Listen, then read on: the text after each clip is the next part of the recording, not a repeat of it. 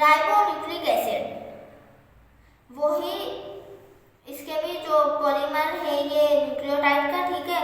Nucleotide किन चीजों से बना हुआ होगा हमने डिस्कस कर लिया है। एक तो पेंटोज शुगर होगी, पेंटोज शुगर में कौन सा होगा, राइबोज होगी शुगर, ठीक है।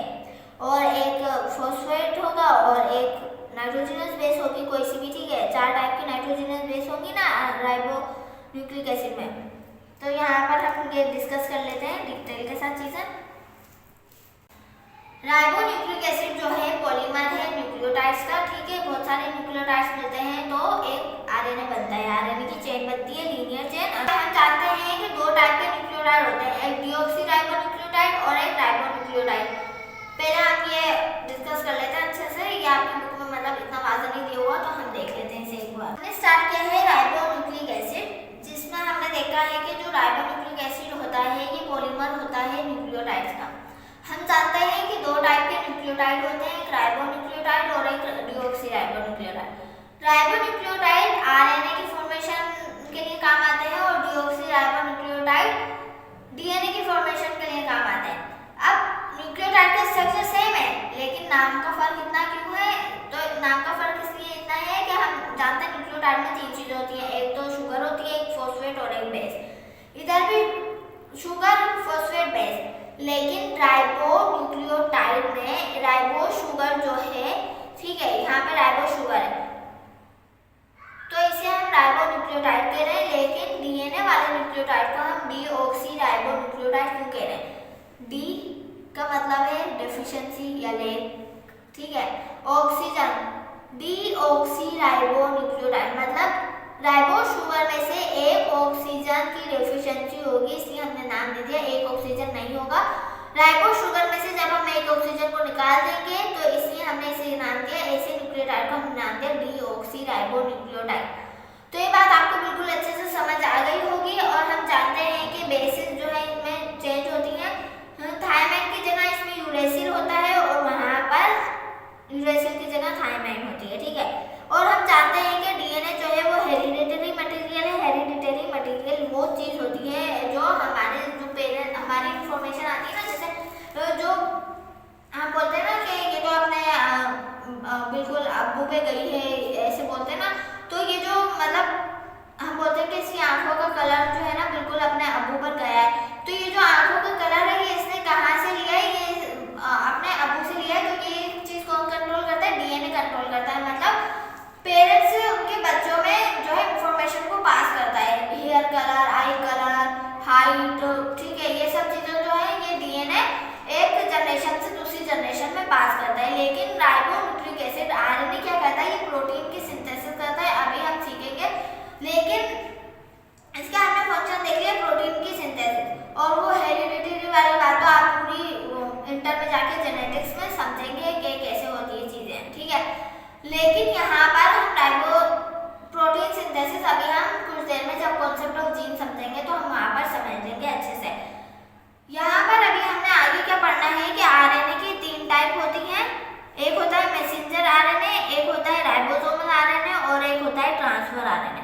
हम ये 3 डिटेल के साथ डिस्कस कर लेते हैं, इसके बाद हमारा कॉन्सेप्ट ऑफ जीन और कॉन्जुगेटेड मॉलिक्यूल रह जाएगा, उसके बाद हमारा ये चैप्टर कंप्लीट हो जाएगा बिल्कुल। इसके बाद हमारे पास है आरएनए की सबसे पहली type messenger RNA. Messenger RNA जो होता है वो एक बिल्कुल सिंगल स्ट्रैंड होता है, मतलब कि डबल स्ट्रैंड नहीं होता, ये एक बिल्कुल सिंगल स्ट्रैंड होता है, जैसे कि मैंने यहाँ पर बनाया है, ठीक है। अब इसकी लेंथ जो है डिपेंड करती है जीन के ऊपर और ये इंफॉर्मेशन कंटेन करता है in the form of codon. सबसे पहली बात कि कोडोन क्या होता है। कोडोन एक ट्रिपलेट है न्यूक्लियोटाइड का। ये जैसे कि न्यूक्लियोटाइड लगे हुए हैं, ये एक ट्रिपलेट है न्यूक्लियोटाइड का, तो ये एक कोडोन बनाएगा। कोडोन क्या करता है, इनकोड करता है एक अमीनो एसिड को। जैसे कि यहाँ पर ये आगे जाकर ये एक कोडोन है, ये कोडोन है, तो ये आगे जाकर एक अमीनो एसिड है उसके पास आगे इसे इनकोड करेगा। कैसे, अगर एडेनाइन है यहाँ पर तो यहाँ पर थायमाइन लगेगा, यहाँ पर साइटोसाइन है तो यहाँ पर ग्वानिन लगाएगा और यहाँ पर एडेनाइन है तो यहाँ पर वापस से थायमाइन लगाएगा। तो ये एक अमीनो एसिड को इनकोड करेगा, ये होता है काम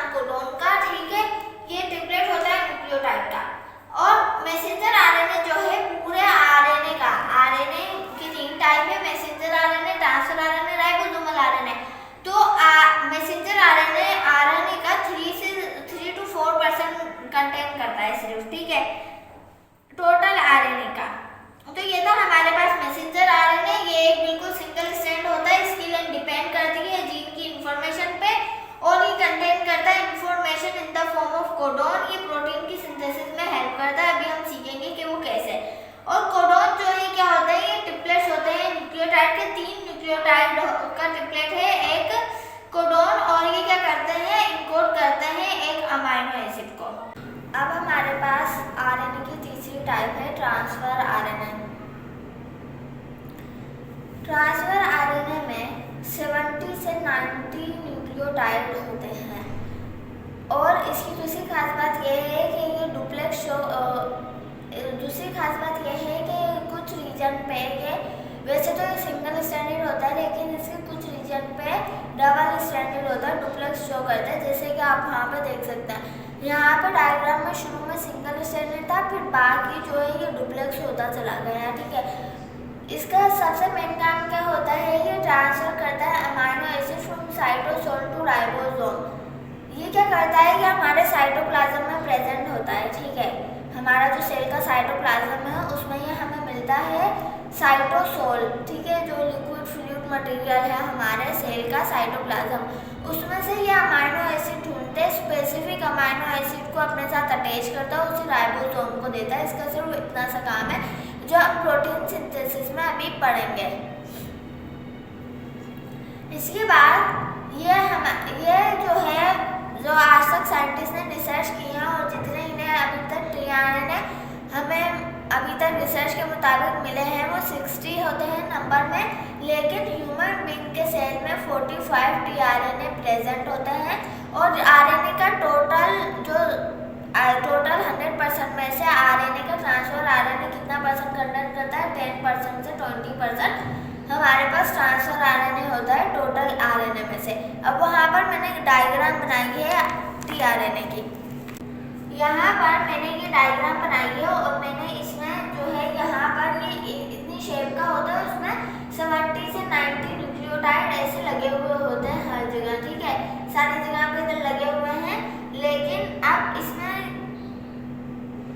और यहाँ पर ये जो है कहीं कहीं पे ये डुप्लेक्स शो कर रहा है, यहाँ पे सिंगल स्ट्रैंड था, ये यहाँ से जो है डुप्लेक्स शो करता जा रहा है। या आपको कुछ ऐसा लग रहा होगा, इसकी शेप जो है टीआरएनए की शेप रिजेंबल करती है, क्लोवर लीफ शेप से जो है इसकी शेप रिजेंबल करती है और इसके पास कुछ पार्ट होते हैं। अब यहाँ पे जो है ये टीआरएनए जो है ये स्टार्ट हो रहा है, हमने पढ़ा था एक एंड होता है हमारे पास 3 प्राइम और एक एंड होता है 5 प्राइम। तो जो ये वाला साइड है टीआरएनए का, ये 3 प्राइम है और ये वाला एंड जो है 5 प्राइम है। 3 प्राइम से शुरू होकर ये 5 प्राइम पे खत्म हो रहा है। जो टीआरएनए है वो 3 प्राइम से शुरू होकर 5 प्राइम पे खत्म हो रहा है, ठीक है। और जो 3 प्राइम पे एंड है उसका जो बेस लगी हुई है, न्यूक्लियोटाइड लगे हुए हैं, एक जो कौन सी बेस लगी है, साइटोसाइन लगी, फिर साइटोसाइन लगी, फिर एडेनाइन लगी है। लेकिन 5 प्राइम वाले एंड पे हमारे पास ग्वानाइन लगी होती है हमेशा। और जो ये वाला जो एंड है 5 प्राइम 3 प्राइम जो शो कर रहा है, इस एंड पे हमेशा अमाइनो एसिड अटैच होता है। अब टीआरएनए का हमने पढ़ा ना, ये काम है कि ये जैसे कि ये सेल है और ये इसका न्यूक्लियस है, ये साइटोप्लाज्म है, ठीक है। इसमें इस साइटोप्लाज्म में बहुत सारे टीआरएनए होते हैं, ठीक है।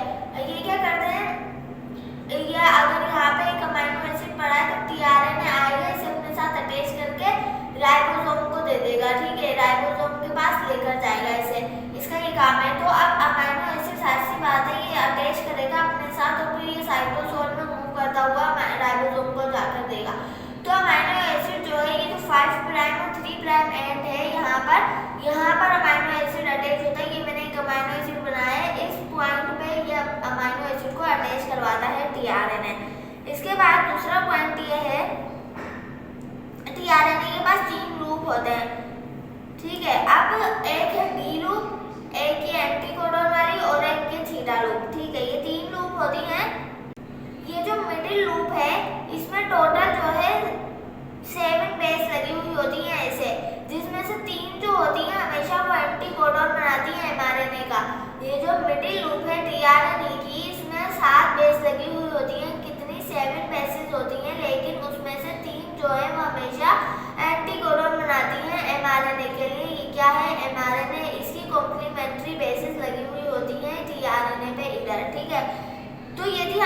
मिडिल लूप, जिसे हम इसे नाम दिया हमने मिडिल लूप, और ये वाला जो डी लूप है और वो थीटा लूप है। अब आगे देखते हैं कि डी लूप क्या करती है। ये यहाँ पर ये डी लूप क्या करती है, ये रिकॉग्नाइज करती है एक्टिवेशन एंजाइम को। जो हमें एंजाइम चाहिए अब उसको एक्टिवेट करने में मदद देती है, रिकॉग्नाइज करती है। और इसके बाद हमारे पास है थीटा लूप, आखिरी लूप। ये क्या करती है, अब जाहिर सी बात है इसने टीआरएनए अपने साथ अमीनो एसिड अटैच किया साइटोसोल से, अब जाके राइबोसोम को देना है। तो थीटा लूप वाली साइड है जहाँ से राइबोसोम से ही अटैच होता है। थीटा लूप जो है रिकॉग्नाइज करती है specific place on the ribosome, के राइबोसोम पे किस जगह से अटैच होगा टीआरएनए जाकर, ये हमें कौन सी लूप बताती है, थीटा लूप। तो ये थी इसकी 3 लूप, ठीक है।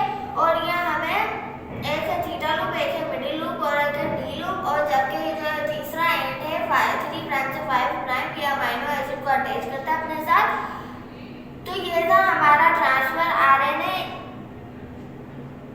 तो ये था हमारे पास ट्रांसफर आरएनए का टॉपिक। इसके बाद हमारे पास लास्ट टाइप बची है आरएनए की, राइबोसोमल आरएनए, आरएनए जिसे हम कहते हैं। अब हमारे पास आरएनए की लास्ट टाइप बची है राइबोसोमल आरएनए। राइबोसोमल आरएनए जो है हम जानते हैं कि हमें क्या मिलता है, हम जानते हैं कि हमारे साइटोप्लाज्म में एक ऑर्गेनेल होता है राइबोसोम।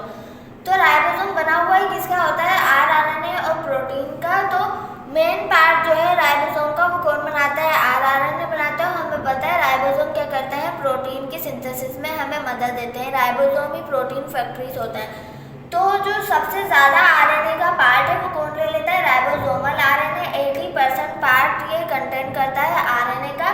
इसे हम आरआरएनए क्यों कहते हैं, इसे आरआरएनए या राइबोसोमल आरएनए इसलिए कहते हैं क्योंकि ये पार्ट होता है राइबोसोम का। जाहिर सी बात है अगर इतना मेन पार्ट बनाता है राइबोसोम का, राइबोसोम भी प्रोटीन बना रहे हैं, अगर ये आरआरएनए ही नहीं होगा तो हमारे पास प्रोटीन सिंथेसिस भी नहीं हो पाएगी, वो सारे फंक्शन सब रुक जाएंगे।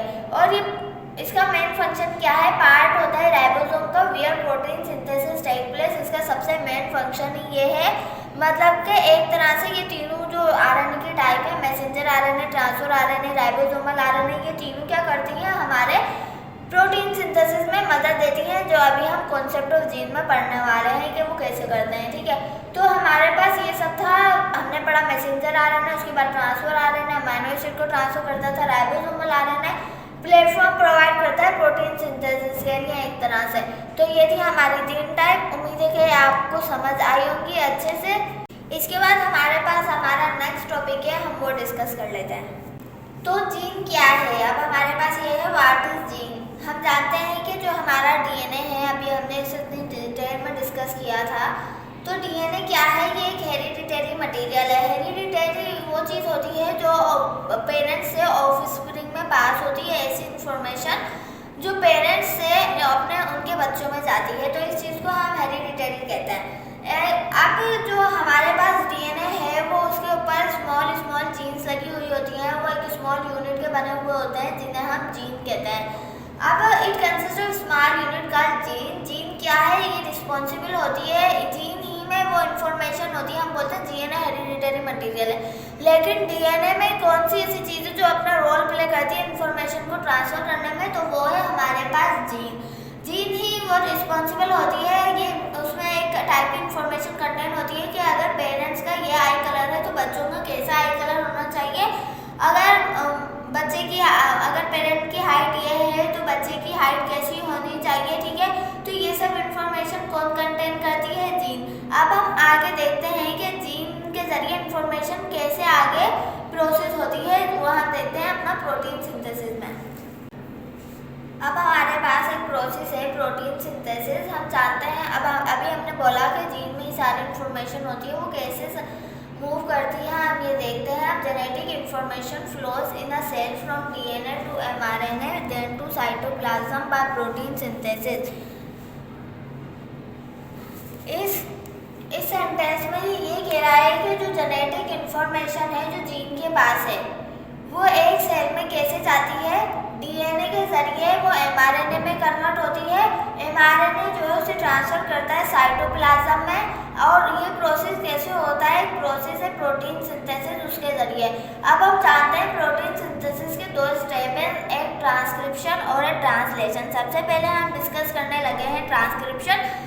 तो आपकी बुक में ये लाइन्स लिखी हुई हैं, in this step the information of gene is copied into the form of RNA that is mRNA which carries information from nucleus to the ribosome in the form of genetic code। अब हम इन lines को समझते हैं। सबसे पहले transcription. Transcription में क्या होता है? ये एक ऐसा प्रोसेस है जिसमें हमारे न्यूक्लियस में जो DNA प्रेजेंट है ये कोड करता है। कुछ एंजाइम्स आते हैं, ठीक है, वो क्या करते हैं, वो इस DNA से एक सिंगल स्टैंडर्ड mRNA बनाते हैं, ठीक है, कोड करते हैं DNA से mRNA को। कौन सा RNA बनाते हैं? mRNA बनाते हैं। mRNA का मतलब है मैसेंजर RNA। मैसेंजर RNA एक ऐसा RNA होता है जिसमें मैसेज कोड हुआ होता है, इंफॉर्मेशन होती है। जैसे कि अगर ये DNA का टेम्पलेट है, ठीक है, अगर इसमें कुछ बेस वगैरह हुआ है और ये mRNA हमें बनाना है, ठीक है, कि क्या है, हमें mRNA सिंथेसिस करना है और यहाँ पर एक एंजाइम आके लगता है, ठीक है। वो एंजाइम आप आगे जाके इसे डिटेल में डिस्कस करेंगे, लेकिन यहाँ पे मैं आपको अच्छे से भी समझा देती हूँ। यहाँ पर एक एंजाइम आकर लगता है, वो क्या करता है, वो ऐसे ही फ्लो करता हुआ जाता है उस डायरेक्शन में। और पीछे क्या होता है, जैसे ही ये यहाँ पर फ्लो करता हुआ जाएगा, पीछे ये जो कोड है ये डिकोड होते जाएंगे। जैसे कि अगर यहाँ पर A लगा है, यहाँ पर क्या लगा है, T लगा है, और यहाँ पर लगा है, यहाँ पर G है, और यहाँ पर C है, और यहाँ पर G है। तो यहाँ पे हम जानते हैं mRNA बनाना है, तो एडेनाइन के आगे हमेशा थाइमाइन होता है, हम जानते हैं, ठीक है। तो अब थाइमाइन हमेशा सिर्फ DNA में होता है, तो थाइमाइन की जगह क्या होता है, RNA में यूरेसिल होता है। तो हम एक ही जगह हम कोड करेंगे U को, हम एक ही जगह क्या कोड करेंगे, U। C के आगे हमें पता है हमेशा G लगता है, और इसी तरह C के आगे G। तो ऐसे पीछे ये DNA का आगे एंजाइम फ्लो करता जाएगा और पीछे DNA का टेम्पलेट हमें mRNA का टेम्पलेट हमें मिलता जाएगा ऐसे, और ये एक बिल्कुल लंबा स्ट्रैंड बनता जाएगा, कोड होता जाएगा। अब मैंने आपको बोला था mRNA की लेंथ डिपेंड करती है। अब इसे जितना लंबा इंफॉर्मेशन होगी, जितनी ज़्यादा इंफॉर्मेशन इसे कैरी करनी होगी, उतना ही लंबा बनता जाएगा। ज़्यादा जीन्स इनकोड करनी होगी, ज़्यादा जीन्स का बनेगा, ज़्यादा लेंथ लंबी हो जाएगी। तो ट्रांसक्रिप्शन एक ऐसा प्रोसेस है जिसमें क्या होता है, कुछ एंजाइम्स इन्वॉल्व होते हैं, वो आगे ऐसे फ्लो करते जाते हैं DNA टेम्पलेट पे, और इंफॉर्मेशन इनकोड होती जाती है इस तरीके से, और पीछे टेम्पलेट बनता जाता है। उस टेम्पलेट को हमने नाम दिया mRNA।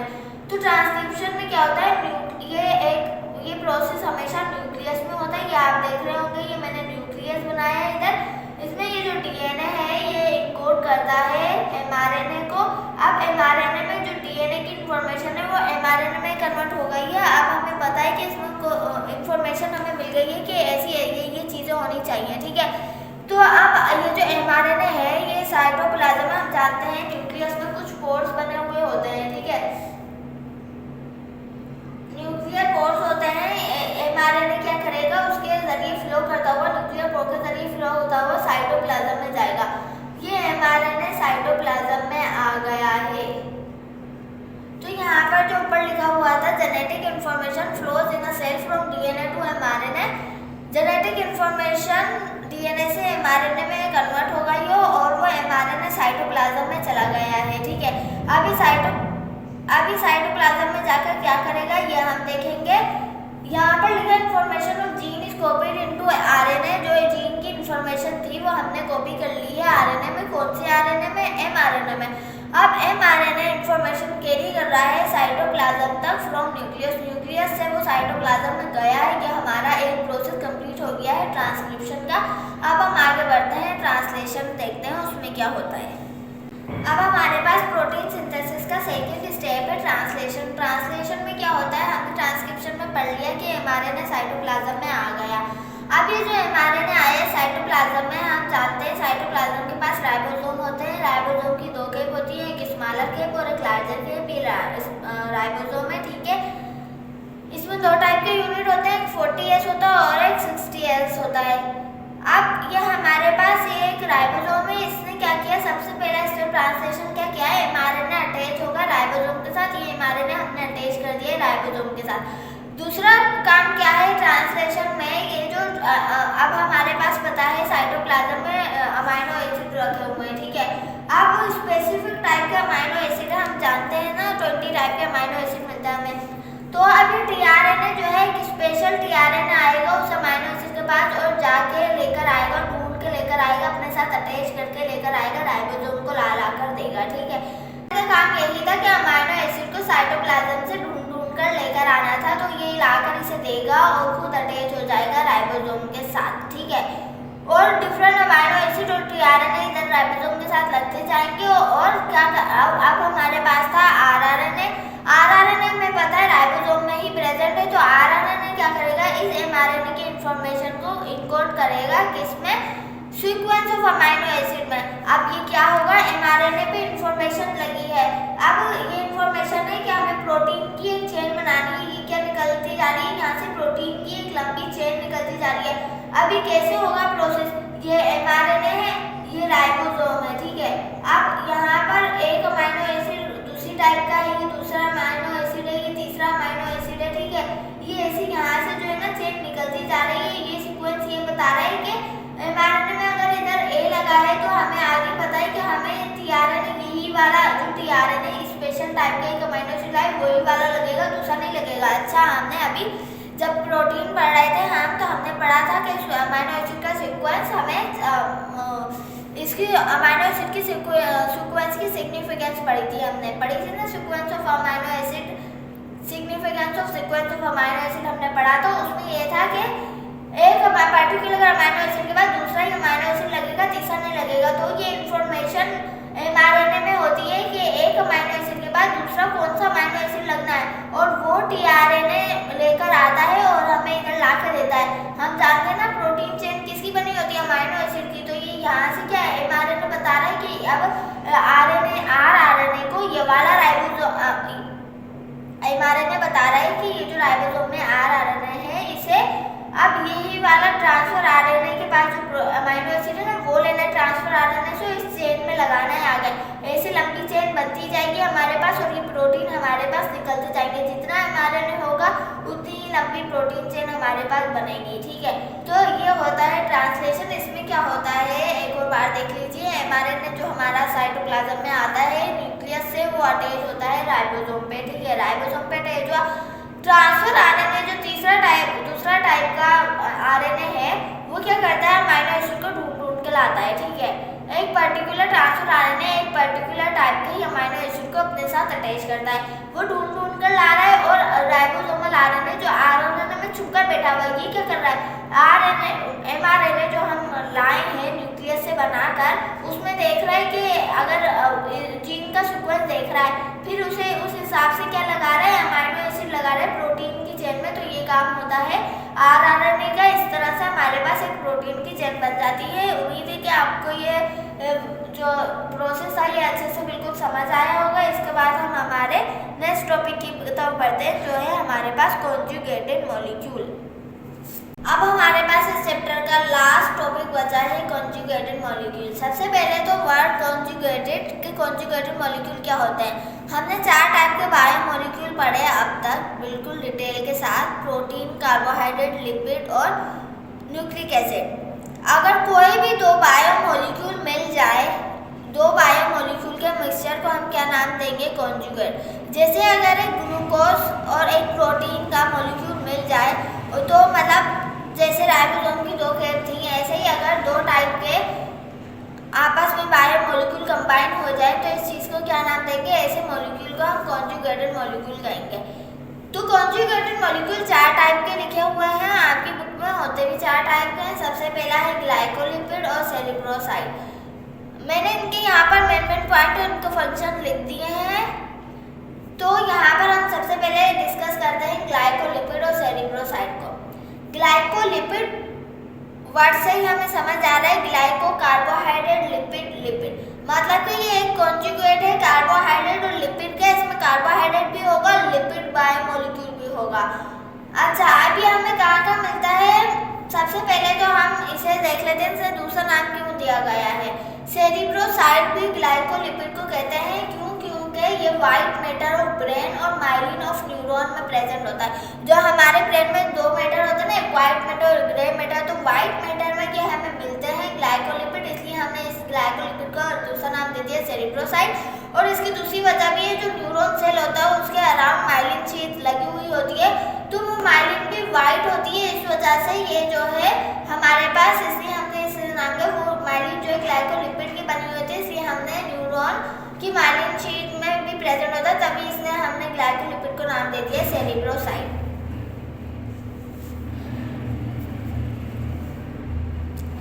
अब हमारे पास जो क्लोरोप्लास्ट है, जो कि फोटोसिंथेसिस में बहुत मदद करता है, वो हम जानते हैं कि डबल मेम्ब्रेन होता है, तो उसकी जो इनर मेम्ब्रेन होती है उसमें भी ग्लाइकोलिपिड प्रेजेंट होता है। इसके बाद हमारे पास दूसरा बायोमोलिक्यूल कॉन्जुगेटेड मॉलिक्यूल है। इसके बाद हमारे पास दूसरा कॉन्जुगेटेड मॉलिक्यूल है